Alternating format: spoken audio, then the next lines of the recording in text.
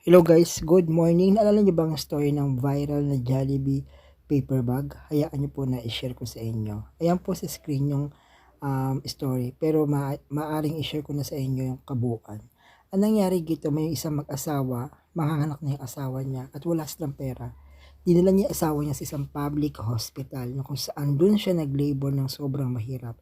Dahil sa kakulangan nga ng facility, ay sobrang hindi ganun kadali yung panganak niya, hindi rin siya ganun naasikaso.